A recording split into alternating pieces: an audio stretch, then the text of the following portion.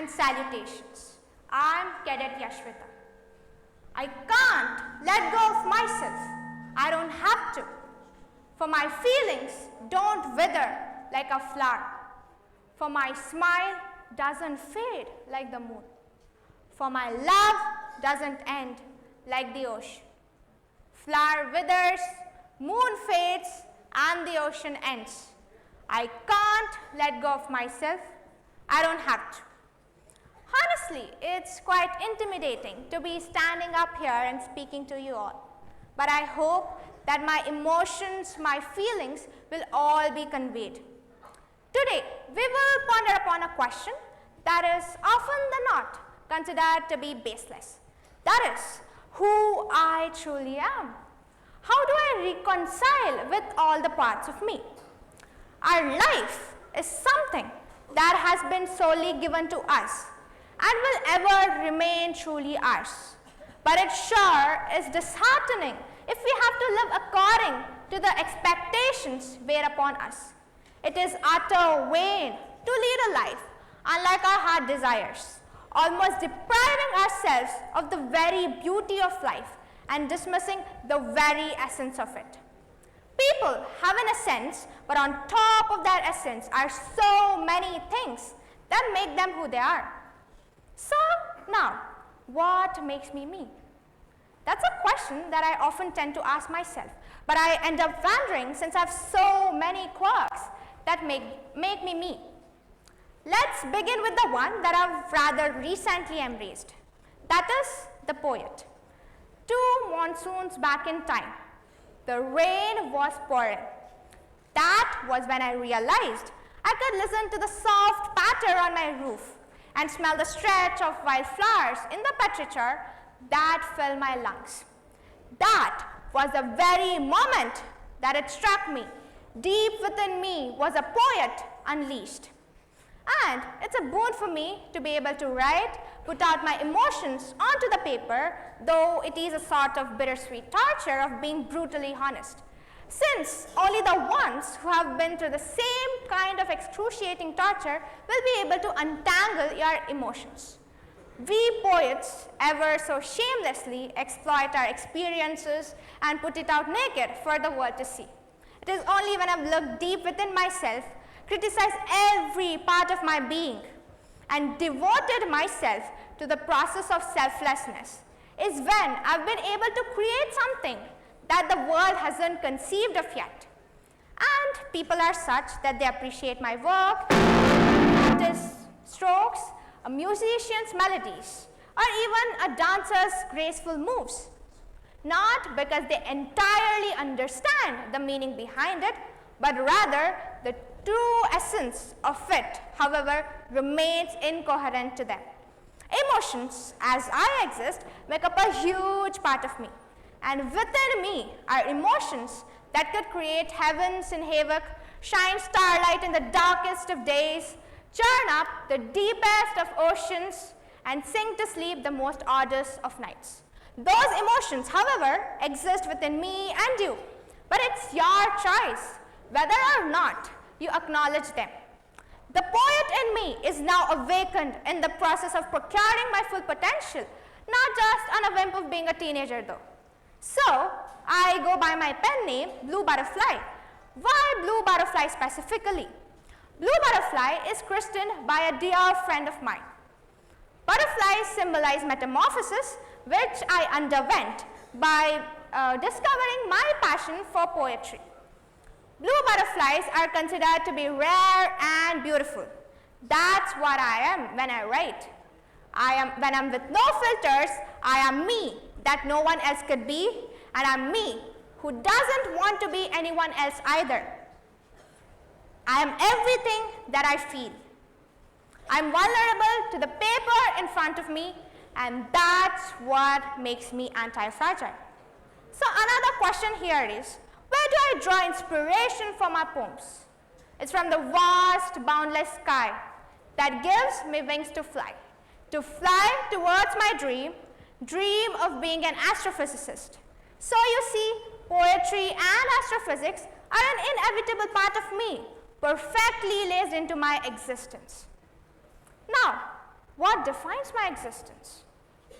Silence. Silence speaks for the part of life that is beyond words. What happens when it rains down on your favorite picnic day? Everything is damp, everything is dismal. That's how my heart feels about not being able to fit into the presumed standards, where everything is askew, everything is where it's not supposed to be. So, I need to seek some silence just to dust the furniture of my heart and create a little space where my heart can breathe and where my soul can smile. But where is that little space where my soul can smile? It's in the books I read. I love to take refuge in the books I read. Whenever I'm bereft, I drown myself in the old, nostalgic, dusty smell of books. The love I have towards poetry is imbued in me by the love I have towards reading. Books can make me smile, cry, laugh, and whatnot. The journey of reading 100 books in the past 3 years has been an endearing one. Reading drifts me to a utopia where eyes can be read, smiles can be felt, and the soul is sun-kissed. I read not just to pass my time, but rather I read because I enjoy savoring those moments, those sensations the book has got to offer. And I read to broaden my horizons, my perspectives, and to live 1,000 lives. One has to be liberal enough to accept knowledge in whatever form it embodies, even when it transcends the barriers of language. So, I choose to be a multilingual. But you might be questioning, why would anyone who is not a crazy masochist would want to learn many languages? Yes, it's good for my brain. Yes, to advance my career in an increasingly globalized world. But more importantly, as potentially excruciating as it is for those curious enough to see the world as it is and those brave enough to stare down the veils of bigotry instead of comfortably hiding behind the linguistic barrier and know your fellow human beings or even the so-called enemies. I am by no means accusing those not fond of foreign languages of being cowards. Acquiring knowledge almost by definition is a sort of masochism, and language learning is no such exception though. But in such pain, perhaps only in such pain, can we overcome misunderstandings, bridge cultures and civilizations, and bring about peace and prosperity in the world we live in today. Art and music do the same thing to me. They are considered to be the universal languages. They defy all the barriers of language. They connect people beyond human demarcations. Art and music both have been a part and parcel of my life as long as I can remember. Music taught me how to love myself, and art has taught me how to embrace the imperfection around me. To this day, I sketch and I sing, for I find solace and hope in doing so, and it keeps the child alive in me. At first, I thought I wanted to keep all my life separate. I wanted to assume one persona in one situation and another in another. But it's slowly bleeding onto each other. In order to do that, you need to do it in spite of the fear. It's a very brave thing to do, and I'm not so brave yet.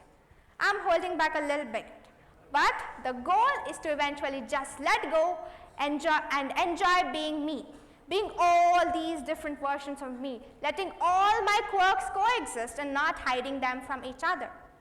Being unapologetically myself has a long, long way to go.